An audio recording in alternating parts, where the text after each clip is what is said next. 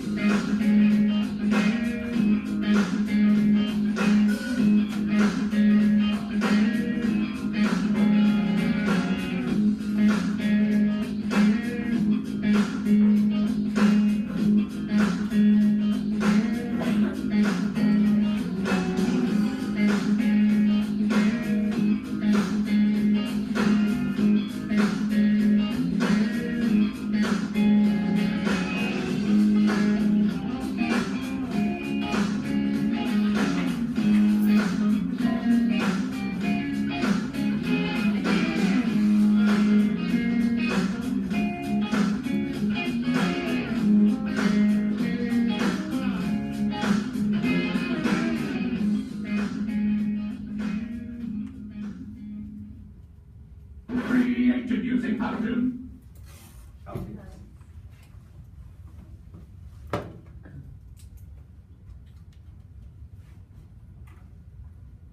Okay, so the Migrant Education Program, or MEP for short, this is also the definition that you have on your sheet. It's the largest migrant program in the United States. And out of the 5 million students enrolled in Texas public schools, 45,000 of these are enrolled through the program. The purpose of the Migrant Education Program is to design and support new programs to help migrant students overcome the challenges that are associated with a migratory lifestyle, such as mobility, cultural, language barriers, and social exclusion. Okay, so MEP financially, the MEP will grant money to states based primarily on the state's migrant student count, the number of migrant children who receive summer or intercession services, and the cost of education in each state. So it's not just for like one particular area, it's pretty much for everybody across the country. In 2011, the MEP funded an appropriation of $393,981,458 to schools across the country, whereas in 2016, the MEP gave an appropriation of $374,751,000. So it's gone down like some $1,000. So the Department of Education reserves up to $10 million each year to conduct migrant education coordination activities. What we also found with the financial part of the MEP is that they give money for lunches, for free lunches for students that are migrants, so people that don't really have that much money. And also, if the student is not attending school like they should be, then they take money out of that fund. So they basically just get it the more that the student is attending school. So they have to go to school in order to get the funds. And then the top 5 states to receive grants in 2015 was California at, or number 1 was California at $128 million, Texas at $58 million, Florida at $22 million, Washington at $14 million, and at about $11 million. So the students obviously are affected by the program, and so it affects students in a lot of ways. And because it's a program that creates new programs, it's always striving to help as many students that are enrolled in this program as possible. Some things that it provides for its students are a more stable and concrete learning environment from school to school, which helps keep mobile students on track throughout the year. This is like if public school A, where the student is coming from, transfers to public school B, if they were in a world history course at their first school learning about Napoleon Bonaparte, and then they move to the next school, that school should be on the same track in that class, so when they come in, they're also learning about Napoleon Bonaparte, and they don't miss as much as they would if they were coming into a completely different course and teachers on different tracks. It's easier to transfer from school to school, which is provided by a collective database of student records with quick access by public schools. So this means that when the student is going to transfer from one public school to another, there's not a long wait. The public schools, both the school they're coming from and the school they're going to, has access to their records. So it can be a quick, easy transition. So you can see the new student coming from one school to the next within a week. It's a really quick process. And there's a lot of new technology such as iPads that give students the ability to do more work in more places. And so the iPads are obviously very helpful. And like we've done our presentation today on Google Slides, and there's also Google Docs. So if a student has a language barrier and they need help editing a paper, but they're working outside of school, they can add one of their friends that helps them on email to their document, and so they can both be on the document at the same time, helping edit and help with the language barriers. And when I was in high school, I helped a lot with the migrant and even ESL students, and they had this really cool thing called World Pen Scan. So in class, if you don't have anyone to help you translate, you know, if English is not your first language, it's like a pen, but at the top of it, it's a little scanner, and they can run it over the page where the sentences are, and instantly it translates the English words into their native language. So it's a really, really helpful tool that a lot of children get to use now. What is that tool called? It's called World Pen Scan. Okay. All right, so I'm going to be talking about how teachers are affected by these MEP programs. So as we've stated, it is a national program that individual states and areas then create their own versions of it, and the funding goes toward helping the students achieve certain education levels. However, there's nothing in the legislation that specifically states that any teachers that are bilingual per se or have specialized training. It's really up to the school districts and states to allocate funds for these certain necessities.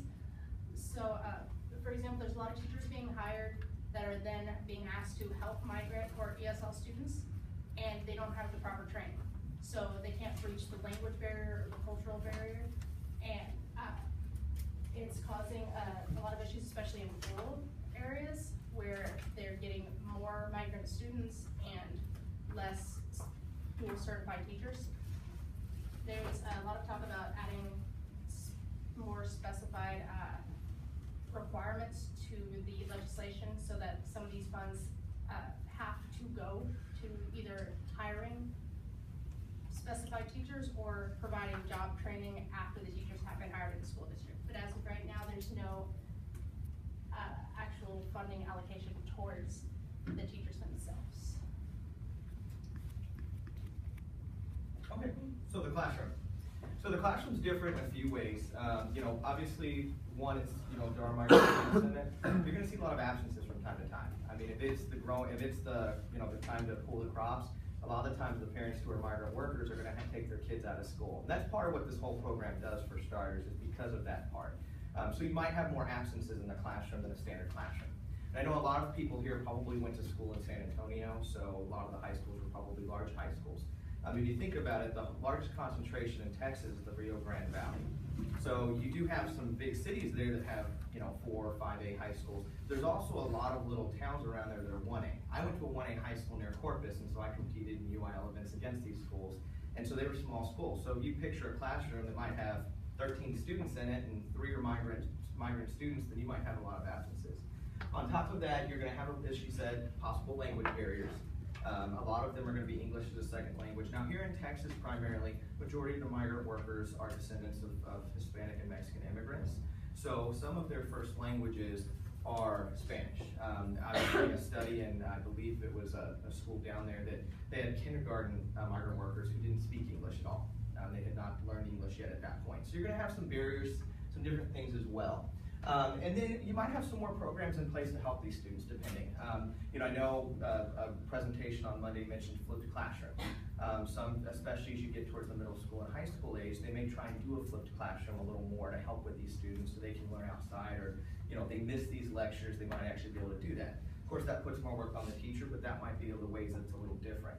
As well as some of the students might be older. They said in most common classrooms with migrant education, a lot of the migrant workers' children may be 1 or 2 grades behind.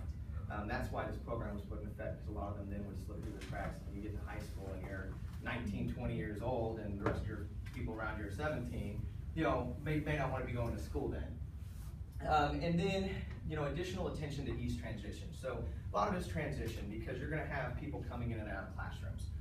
You know, they said that on average a migrant student may change classrooms 2 or 3 times a year. So you may have new students coming in and then students leaving off and on throughout the school year. And so some also they recommend is having different things in place, like to make the students feel more welcome, because that's always the hardest transition. You know, if they don't feel welcome, then you may have behavioral problems.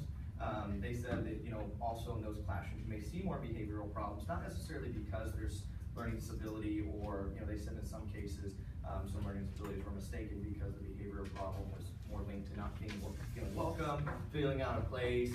So they also have, and I think this kind of links with something she said, where she was kind of assigned to help the students in her class, classroom buddies in some of the lower classes, where, you know, you assign someone, you know, to kind of make them buddies, and then they show them around the school, make sure they know how to get around, when lunch times are, things like that. And then of course you may have more technology to help. You know, part of the program may have more technology funds, so you may have more iPads. Like I said, a lot of 1A schools, if they don't have this kind of funding, don't have as much technology as larger schools do, depending on where they fall in line with other programs. So you may actually, because of these grants, get more technology in the classroom to help with things such as language programs, like she's mentioned, the pens, iPads to help with things for translation, things like that. And we'll get into the technology here with some apps that we found. So the first one is called Sonoflex Lite app. It's a vocabulary app that turns symbols into clear speech. It provides a framework for language development and quickly matches individual and situational communication needs. So when I was looking at it, it has like a picture of a tree. You just click on it and it'll translate what it is in their language. So it was kind of neat. It had a bunch of little situational stuff. I think you were like able to type in a situation in their language, and then it'll translate it. So it kind of helped them go back and forth between languages. And so another app we found is called Memrise app, and it's an app focused on building a strong vocabulary in easy to memorize, creative and funny ways. So this app is really fun, especially for littler kids and people who want to build on their vocabulary. What it is you get to select, first of all, if you're a beginner at the language or if you're at an intermediate level, so everything is changed, you know, depending on how good in English you already are. So what it is it'll give you a vocabulary word, and there will be a few different types of lessons, like typing it out or listening to someone saying it and, you know, repeating what it means. And every time you get one of the steps right, a little flower starts to grow on the screen. You start with a stem, then the leaves until the full flower is grown, and then you know that you know, learned the word well enough. And then the third one we looked at is called Fluent U. It is currently only available for Apple products, although they are in the process of developing it for the Android platform. I actually really like this one because it looks at learning a language in terms of current day different types of media. So it's going to look at music videos and news stories.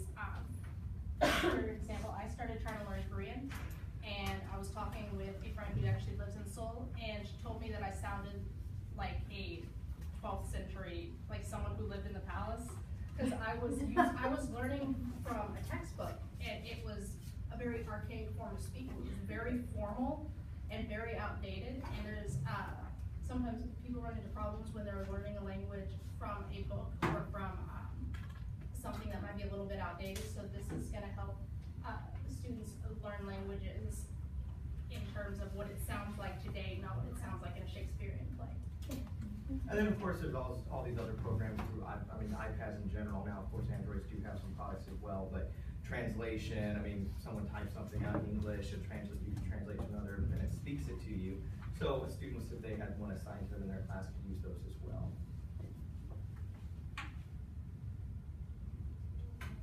Thank you all.